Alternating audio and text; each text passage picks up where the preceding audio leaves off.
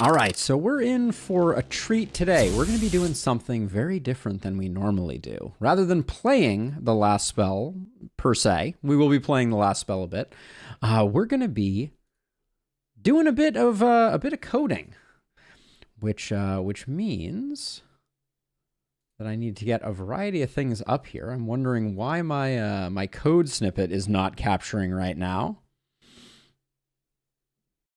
I doubt the game can endure what we are about to.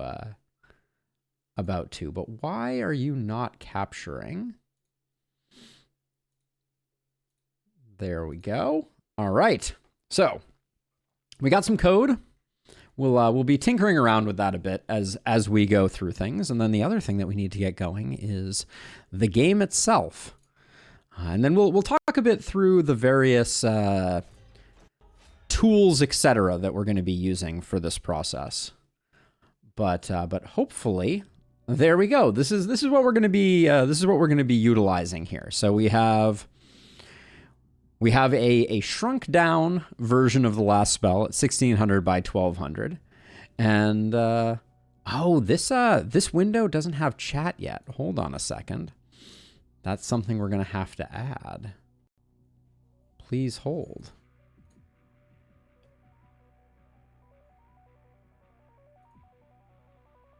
Please hold indeed. Oh man. So this is when you know things are getting weird. There we go. So I added chat. But is it going to cooperate? Is the critical question here. We're doing it live. Looks good to me. All right, we'll leave you guys like that-ish.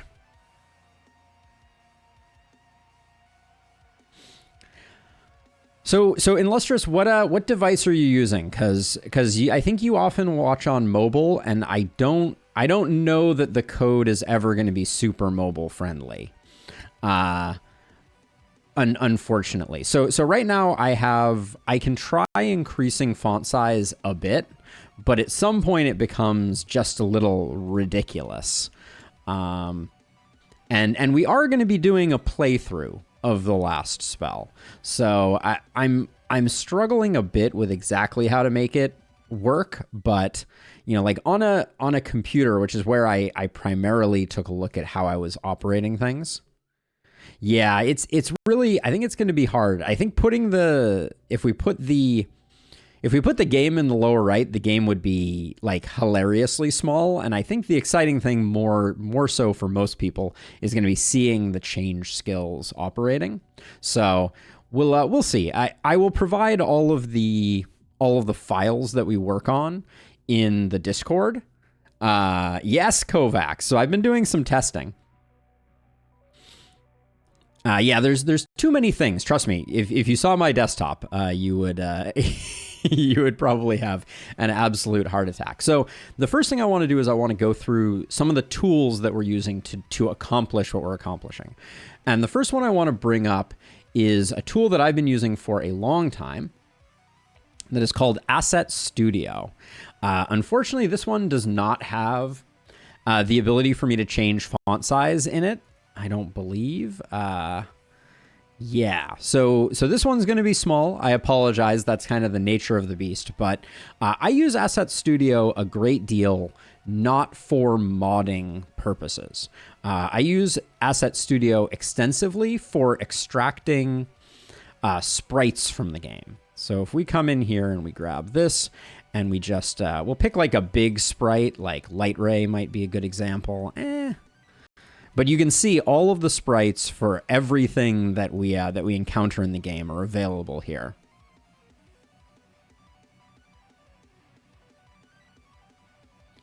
I think that is... I tried something like that in Lustrous, but unfortunately OBS, which is the thing that manages the scenes, doesn't have the capacity to do it. So Asset Studio is amazing. And you can pull a huge amount of data out of it. Normally, I'm pulling assets like this to make thumbnails or set up things like that. But Asset Studio is amazing. And the thing that Asset Studio helps you with most, at least for the purposes of what we're doing today, is it allows us to find files that contain the information that we're looking for. So in this case, what we're going to be playing around with mostly is these files here. And Asset Studio is great for extracting the specific XML that the game is providing in a kind of like clear and concise form that is also vaguely searchable. The other tool that we're going to be using is not great for inspecting the XML, but is great for updating it. So these two things combined are going to like aid us. But Asset Studio is fantastic. And if I bring up, is this going to work? Please hold a second. There we go. If I bring up Firefox for a second, maybe.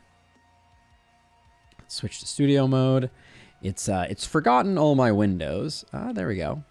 That looks like it is working. All right, there we go. I just have to hide Asset Studio. There's a lot to juggle here. But anyways, this is the mods that we've already made. We're not going to be taking a look at those quite yet. But the first of the two pieces of software is Asset Studio, and specifically, it is the Asset Studio done fork by Alurum. The links will be in the video description for those who are interested in it, but Asset Studio is great for any Unity-based game that's using kind of the standard asset containers. So we're gonna be using this extensively, and the deal is that the original version that this was forked off of is no longer updated for the current versions of Unity. So this one loads game files without error, which is fantastic. So anyways, so that's, whoops, that doesn't go away when I minimize it.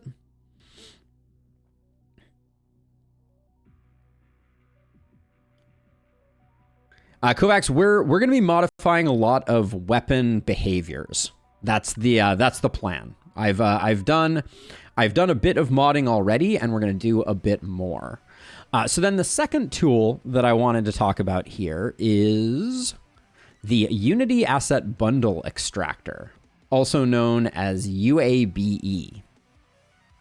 And UABE is the thing that is going to allow us to reconstitute the .asset files after we've made the changes. So this one lacks the nice interface of the Asset Studio GUI, but it contains all of the same stuff. So basically what I've done is I've copied my shared assets 0.asset, which is the primary place where all of the image assets and text assets live inside of the last spell. And I'm going to be using that to find the stuff that we need to find. So for instance, the file that we were looking at before it's skill A, B, C, D, E, F, G, skill, there we go. Skill definitions, magic item, right? So this one here, you can use the export and import raw and dump things. Like for instance, you can export as a text file or a JSON file. The issue is that this particular piece of software doesn't handle carriage returns and line feeds correctly. So you're going to end up with a giant mass of garbage unless you follow this one simple tip, whatever, which is that the way that you actually want to interface with this is you want to go ahead and click on the thing that you're interested in, skill definitions, items, magic items. And then, and you can kind of see all this stuff here, but you're going to go to view data, and you're going to get a tab that has basically no information, because the way that the data is stored in the asset file is you have a string key, which is the thing that we were just looking at, right? Skill definition, item, magic items. And then you have a string script that contains all of the data for that file. And so we are going to be using the export and import functions on these string-based assets. Bray, that's kind of the joke. You got it. Yes, it is. It is not indeed a secret stream, but we're doing secret things. But so anyways, so as part of the prep here, what I'm going to do is I'm going to go ahead and open my 3 tabs to start with just weapon data. Shh, don't tell people it's being streamed. Yes, an open secret indeed. So so you're not going to see these 2 pieces of software moving forward. I would apologize for it, but not really. They're not super interesting, but basically what I'm going to be doing is we're going to be editing the file that you see over on the right-hand side of your screen. I can kind of scroll through it here so you can see, right? We're going to be changing up various pieces of the definition, and then I'm going to be using the asset bundle extractor to reconstitute the shared asset file and then reinsert it into the appropriate place. So with that in mind, now one other quick detail: if you're thinking about tinkering around with this yourself, which I would encourage you to do, the folder structure that I found works well is I took the shared asset 0.assets file, which is the primary last spell asset file. It's located in the last spell data. You can go into Steam and right click on the game, browse local files, and you'll find it pretty quickly. So I took that, I exported that out of the game files and put it in like a development directory that I'm utilizing. And then the reason for that is because the asset bundle extractor locks the file when it opens it. So if the file is locked, you can't overwrite the file in the other place without closing and opening the asset bundle extractor a million times, which you don't want to do. So I have a separate area where I'm doing all of my imports and exports, and then I copy them into the game file. And we're going to be constantly closing the last spell and opening it back up. But for the moment, let's now take a moment. I'm going to abandon this Glintfine run because my plan is to run an actual game as we're doing the modding. But just to give you like a little taste of some of the changes that we've already made and will continue to make. So this is a person with the longbow, right? Longbow is a pretty standard weapon. But if I click Arctic Blast, all of a sudden I have a new targeting reticule. We have essentially like a catapult with some missing dots in the middle. And we may change this, right? This is all just me testing and experimenting. But the idea here was, I was like, the longbow thrives off of isolating enemies. So why don't we make it so that it has an ability that isolates enemies, right? So now we can use this primary attack, Arctic Blast, which now hits in a larger area. And I can use that to hopefully, if we, fire this one off, generate a few isolated targets, right? We didn't get all of them. This guy didn't die. That's okay, Bray. We'll be going over it more. I also went ahead and increased the number of long shots that you have on the longbow, because I find that the longbow often falls behind other weapons, especially on early nights. And then I also took Snipe Shot and reduced it to 1 action, 1 mana, and 2 movement, thinking that it's a hard skill to use. That's a pretty simple example. If we wanted to go ahead and find that particular one, let's see, we're gonna go, here we go, here's long shot. So if we scroll down just a little bit to right here, I know that the code is still somewhat small, but I wanted to be able to keep some of it in. We could also try expanding the code again, but things get wonky on the right hand side pretty quickly.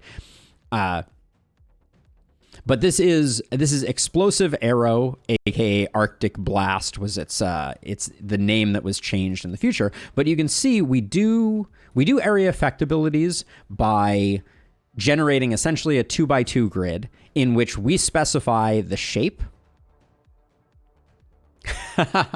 Maybe after this you'll be a slight wizard. So you go ahead and you modify the shape, right? So we can do any shape. Like the example that I had up over here, or potentially had up over here, is I've been playing around with Death Ray, and I made Death Ray have this kind of like big initial hit that kind of tapers down instead of what it was before.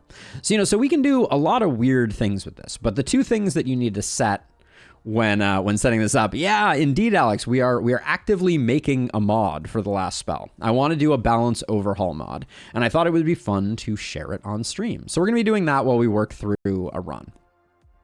But anyways, you can see that you specify the origin point, which is 2, 2, and you count from the bottom, 0, 1, 2, and then 0, 1, 2. So this center point is the origin point. And the way that that manifests in the game is that center one is where the cursor is. There you go, Kovacs. There you go. So yeah, so that's just one example. Another example of a slightly more exciting, right? So this is the death ray. I think the death ray is going to need to be toned down a smidge, but I thought it was fun. And I'm like, for 6 mana, usually you're not getting a lot of value out of it. Here you're getting a lot of value. But the perhaps more interesting change is this is night number 2, but I've modified Putrid Ball to attack in an X formation, but more importantly, it now gives contagion on the elements that are hit. Mildly suspicious death ray. Perhaps. I think we won't go full suspicious. We're not going to go for 2 spheres as the additional explosion. Thank you, Jason. But yeah, so I thought it would be interesting for a weapon to have contagion. Bray, you are geniuses think alike, I think. Looks like the ship from Austin Powers, exactly. We'll have to workshop that, or maybe we'll make it worse. Who knows? The sky is the limit. But yeah, so Putrid Ball now, if I go ahead and drop a Putrid Ball, you're going to see that in addition to hitting the targets, it's now also giving poison and a bit of contagion. So here's my thinking in Lusters, and certainly we can roll back any of these changes, but at the moment, if a hero spawns without, so right now, I think Putrid Ball, right, especially since Putrid Ball now is only hitting 5 targets. So if you build a hero for poison, they're already going to have access to either contamination here at the 2nd level, which is not that hard to get to, or more likely, we don't have a poison hero here, they're going to have access to epidemic. So it's like, it's not a hard thing for people to get. And I will say that as far as poison weapons go, I think that the magic orb sneeze. Excuse me. The magic orb is a pretty bad poison weapon. I think dagger outscales it. I think that druid staff outscales it. But I think it's kind of interesting to have a, hey, spin my head, welcome. It's kind of interesting to have a weapon that yields contagion without needing to invest in it. But yeah, I think it's kind of interesting. And the reason that I chose the shape, the X shape, is because I was like, it's kind of interesting to have these 4 spots not get affected. But we know that if we put it into, I don't think I have a large enough cluster of enemies right now to use it, but we could then kill the corner mobs and spread the poison on the biases, which is kind of like a fun thing. I don't think it's super overpowered, honestly. It's not like our Austin Powers ship Death Ray. But we've got those going on. And we'll go through more of these as we go. I've made a lot of changes. So with that being said, let's abandon this game because this was just my testing game. I think it makes the early game of poison a little more interesting, Zeal. That's the idea that I was going for. I thought it would be interesting. All right, so let's see. So what I want to do is I think I want to do like a Lakeberg run. Now, in order to, man, the change in resolution is bizarre to me, I will say. Death ray cannons. So in order to kind of like be able to experiment with things, we're going to make some decisions that we wouldn't normally make. Like I think we're going to grab Wanderer. We're also going to go into Boundless mode because I want to make sure that we have resources to be able to buy the stuff that we need to buy. I'll also pick up the extra hero. Like this is not going to be the most challenging run we've ever done. No way, no how. I don't want to improve the base stats because I want to feel the way the game kind of like builds naturally. So the only other thing I think I'm going to grab here is Omen of Dexterity, right? So we're going to get more money We're going to get cheaper stuff. We're going to get some extra reinforcements. We'll end up with 5 heroes to start. Hey, Marcus, welcome. But yeah, the idea will be we'll amp up the difficulty to, APOC 5 just so we got like something. We could mod the starting resources in Lustrous, but I don't want to. Right now, I want to focus on kind of like a mod concept, and I don't want to be changing a whole ton of things all over the place. I want to keep our changes kind of concentrated. But anyways, let's get into this run. We'll see what starting weapons we have. But yes, I could mod the starting resources. It would be, it would be a change, but we're going to have a lot as it is with the Boundless mode. A meat catapult, which is loaded from corpses. Yeah, I believe it is defined in the files. I haven't exported all of the files, but let's get on in and just see what happens with this. So, given that this is Lakeberg, we're going to start out just with the weapons that we have. This is going to be serious overkill, though, if I'm being honest, with 5 heroes. But it means that we've got, in fact, maybe if we want to get a good feel for the game, maybe we shouldn't do the extra heroes. We'll get to weapons when we get to weapons. Let's not do that, because I do want to feel the game a little bit as we play through it. And I think that if we do that, it's not going to be ideal. Now, the good news is as we play through this game, we'll be able to make changes on the fly.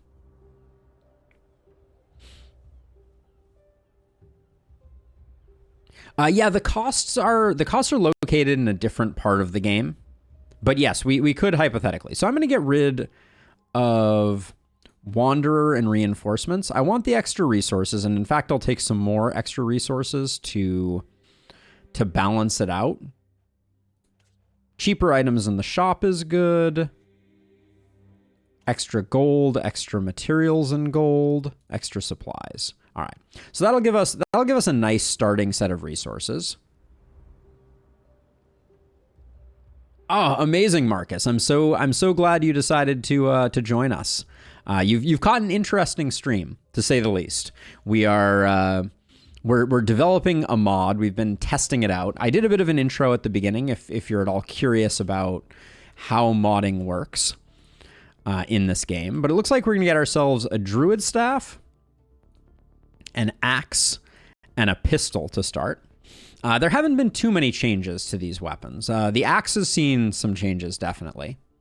Yes, I'm tweaking numbers and behaviors. Like, if you look on the right-hand side over here, I know it's a little small, but in order to get Arctic Blast, aka Explosive Arrow, to do enough damage to feel impactful, I did increase its damage multiplier. This might have been a bit overkill, but I wanted to feel the way that kind of played. Everyone should get a death ray or two in their lives. I generally agree with that. All right, so we'll start with these, and then we'll get some more. So let's get on into the first night and just see what this is all about. So a few changes that we have made to talk about right off the cuff here.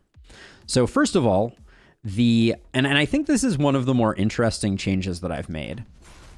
The two-handed axe, I've changed super spin.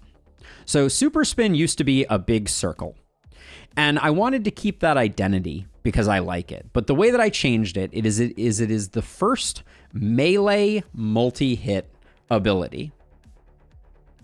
So what that means is now if you want to get the circle, you can do it like that, right?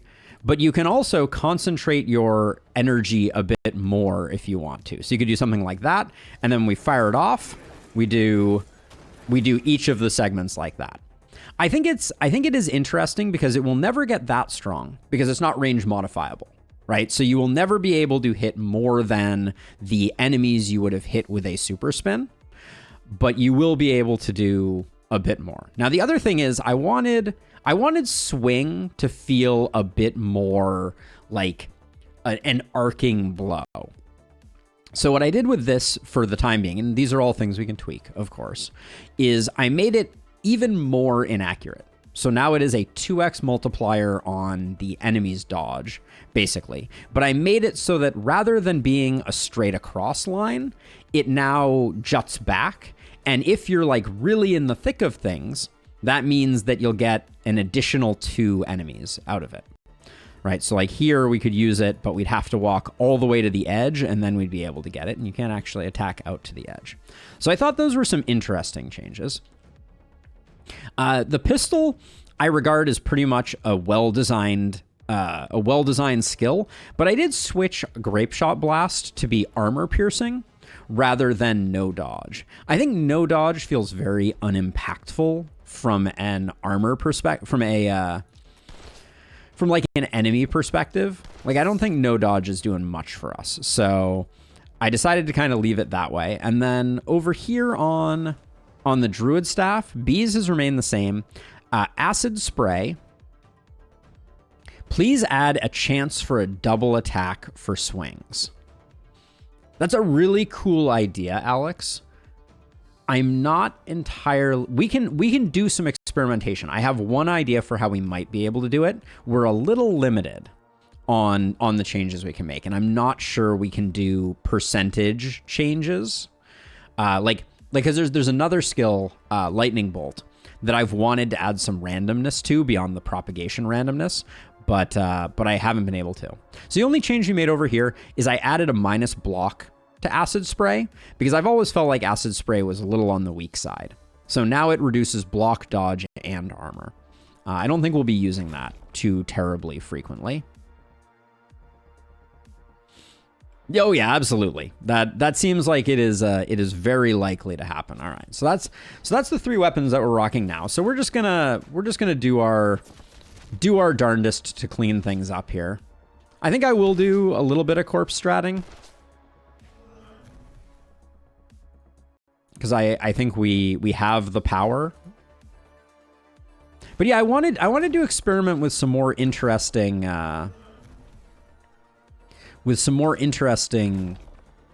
options for like shapes of attacks and those types of things. So okay, so let's try this out. So now Acid Spray is going to be 2 turns of debuffing all these things.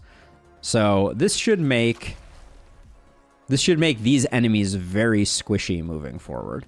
And the hope is, from my perspective, is that we have sufficiently squished them up that there's a pretty good feeling to attacking them. But we'll see.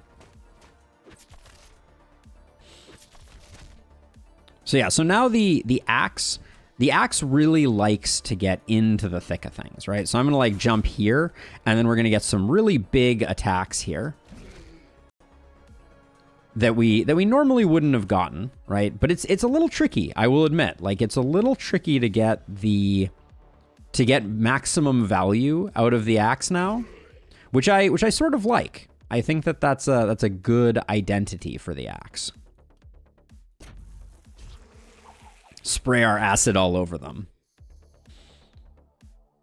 Did you change the wave composition of Lakeberg, or did you leave them as is? This is unmodified. The wave composition at present is what it normally is.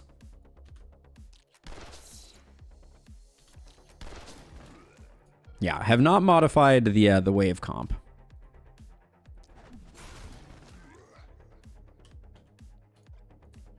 Bats on the first night of Lakeberg is always a little bit annoying. All right. Hey, have a good one, Bray. It was nice of you to swing by and say hi. For sure. All right, so if we wanted to, we could try out our new super spin. Right, we can do something like that. We might have to tone down super spin. It's feeling perhaps a little too good.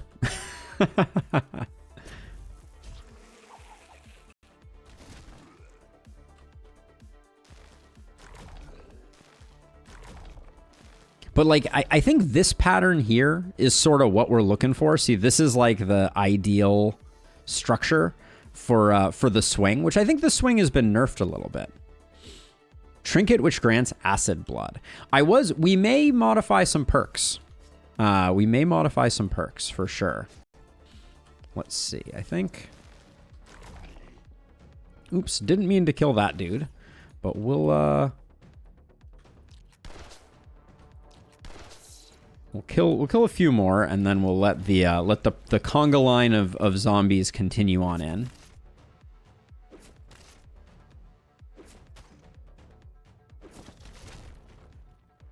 But yeah, I still don't think that acid spray has enough identity. Like, I think this is great, right? Being able to remove the armor, dodge, and block of all of those heroes. But I'm not convinced that it's like where it needs to be that I would actually use it. Like, I'm using it for the novelty of the fact that, you know, we have it for the first time. Also kind of feeling like we may need to up the accuracy debuff again on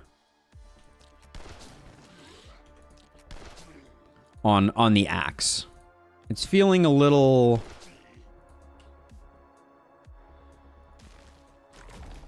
Oh, so that guy died in one. That was pretty cool. Let's see. I have grape shot, but that would be a bad time.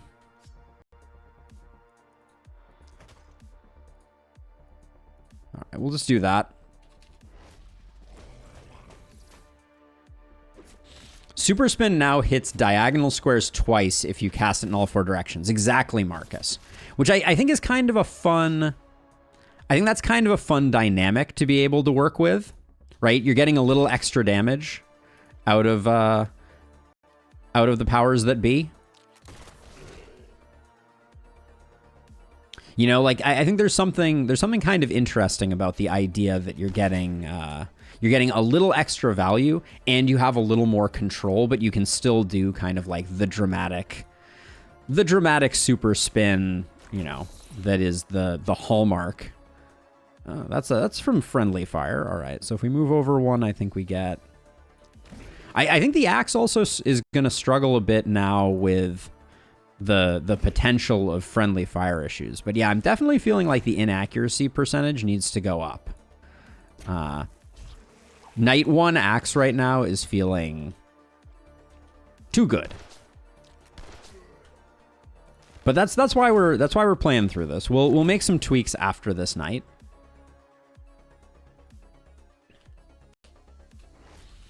But yeah, I think there's something super interesting about some of the changes we now have the capacity to make.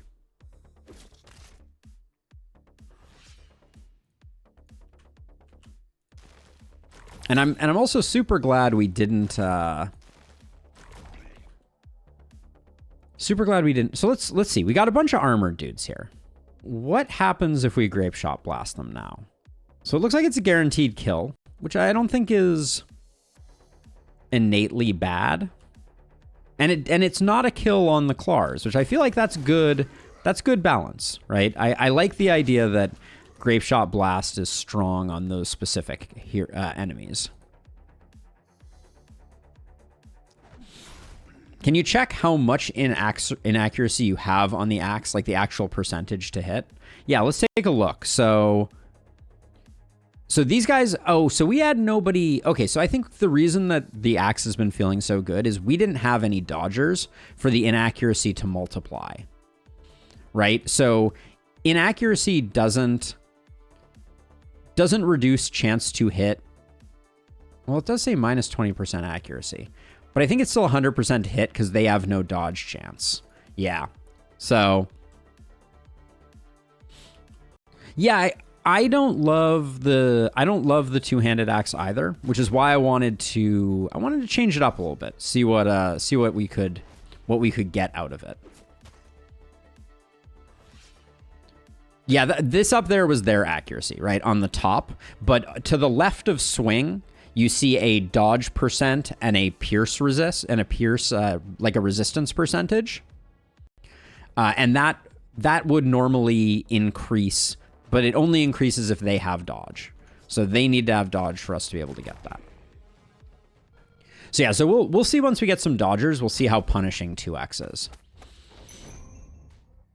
All right, we got some level ups. Life is good. Get the S rank.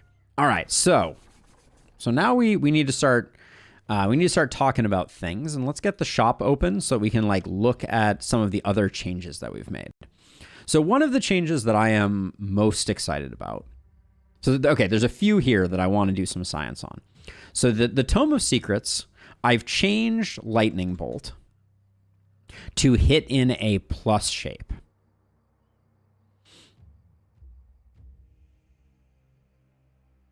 Yes, that's correct in Lustrous. Yeah. So basically you take your accuracy, you take their dodge, you subtract your accuracy from their dodge, and that's their remaining dodge percent. And if you have inaccurate, you multiply their dodge by 2 and then subtract your accuracy. I actually don't know the order of operations, so I shouldn't say that so with so much conviction. I don't know if the order is subtract accuracy then multiply by the inaccurate modifier or vice versa. But anyways, so Tome of Secrets, we need to do a bit of science with. We're definitely going to take this Tome of Secrets because I want to test out a few different changes. You multiply their dodge first. Good to know. Yeah, so we have the Tome of Secrets here, and it now hits in a plus shape. But the thing that I don't know that I want to experiment with is what happens with the propagation. You can see I made the propagation 2. My desire would be for each square to get a 2 propagation off of it. But I think what may happen is it may just do a propagation at the origin point of the attack. So we'll be changing that and tweaking that. The other change I made here is to Weakening Touch. I made it a 1 AP cost with a 3 propagate. So you're still getting the same amount of cost. Yeah, that's what we're trying to figure out in Lustrous. The way range rep weapons can have 0 chance to miss at close range, but when you get higher, they apply it to the enemy dodge multiplier. Right. That is a perfect explanation, Zeal. So yeah, so Weakening Touch, I wanted to make it more flexible without reducing its power entirely. So the way that I did that was by making it a 3 propagate at a cost of 1 energy. Hey, thanks for hanging around, Alex. Catch you later. I'm going to grab the regular silver rifle. I'm not going to, well, maybe we'll get the nice silver rifle. That's fine. We talked about the magic orb before. I think I want to try out the magic orb as a complement to the druid staff to see how well the contagion play happens with that. I think that you have no arm. That's not cool. I picked up 2 two-handed weapons and I can't even use them. Not cool. By plus shape, I meant it hits in the plus shape for every propagate hit. Oh, I don't think it works that way. But what we're gonna do is I need to get this out there. All right, we're not gonna be able to use this. Well, I guess we'll use this here. That works. So let's switch over to the code for a second. And what I want to do is let's find our magic abilities and let's find Lightning Bolt. All right, so here's the definition for Lightning Strike. And the reason that I kept things a little longer is because it's easy not to be able to see. So what I'm going to do now, I had this idea, this concept for what I wanted to do with Lightning Strike originally that we're going to tinker around with. So what I'm going to do is I'm going to make the area effect for Lightning Strike a 5x5. This is clearly not balanced. We're not going to keep it that way. But what I want to do is I want to get 4 lightning hits that are significantly spread out so that we can see where the propagate happens. So I'm going to put like an X here, an X here, an X here. This is so, like I want it to feel a little random. So we'll do that. And we're just going to see what the lightning bolt looks like when we cast it.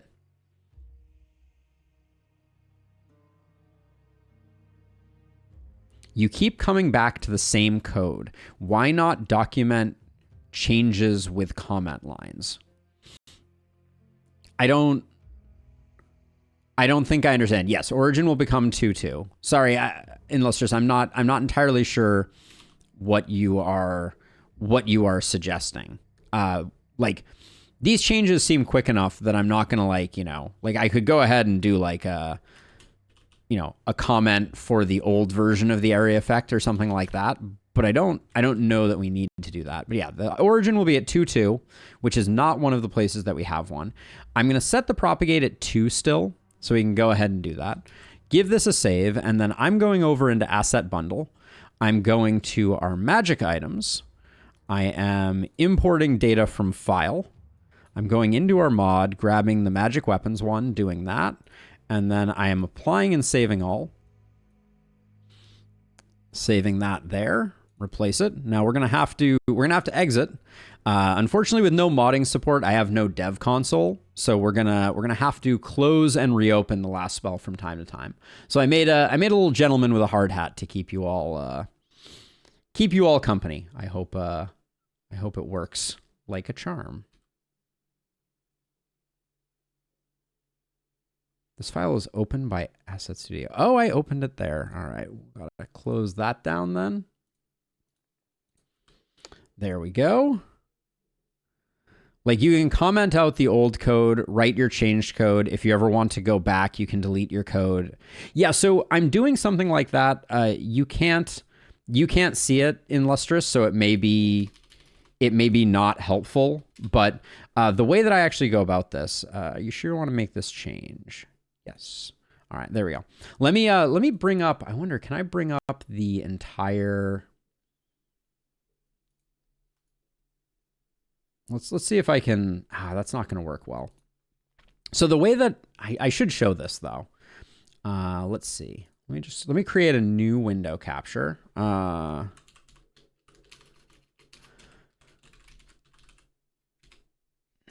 we go. All right, so this should show you my entire setup in VS Code, and I'll only keep this up briefly. But what I've been doing is I have, if you look over here in the directory structure, I have the base files. So these are the unmodified files extracted from the game code over here on the left, and I do all of my editing in a diff panel between the original code and the old code. So the idea being that I want to be able to see the difference. And so when I'm editing the code, I can see that the original area effect was just an X, and then it was an origin of 0, 0, and then I have this version. Now, if we were making changes that I wanted to keep permanently, I could diff off of the version that I'm using, but I don't think for our purposes here that's necessary. So I thought it would be useful because this way you guys get a nice green highlight that explains that where we have made changes.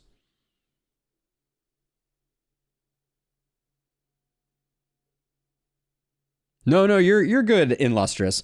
I think that it might slow us down a little bit if we decided to like thoroughly comment all of the changes that we were making.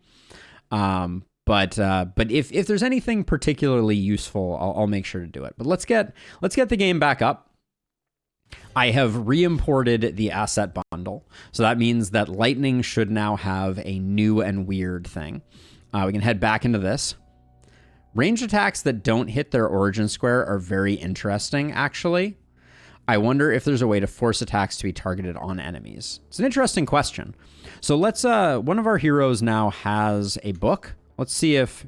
All right, so this is Lightning Strike. We won't be able to test it until a little later. But I want to test it because I want to figure out if indeed it works the way that it's supposed to, right? So the goal here with Lightning Strike is I want those 4 dots in that tooltip to all spawn a 2 propagation.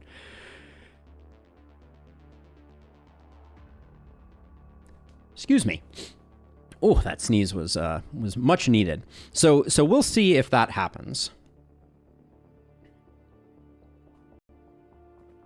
All right, a crash has been predicted. That would be par for the course. I'm not gonna complain.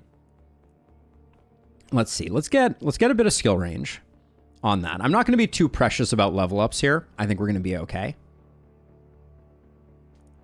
So let's see. We haven't really decided what our heroes are going to be. So we should probably do that. This looks like they could just be a poison hero. I want to have a poison hero. So I think they're actually going to get some... They're going to get the Druid Staff. We'll do that. And then Zena. Ooh. More poison shenanigans, potentially. We could also go momentum, but I haven't made too many changes to momentum. Yeah, Marcus, if it worked that way, I think it could be very strong. Either a crash or all 4 points have 8 propagation. I predict that the propagate is going to be at 0-0. So we'll have to wait and see. I'm going to make this hero's one-handed. Maybe we do make them a momentum hero, even though they don't have relentless.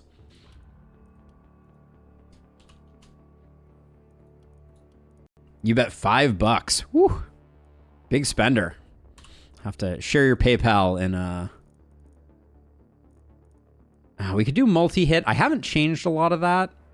Let's okay, so let's see. So I'm going to move this over to here.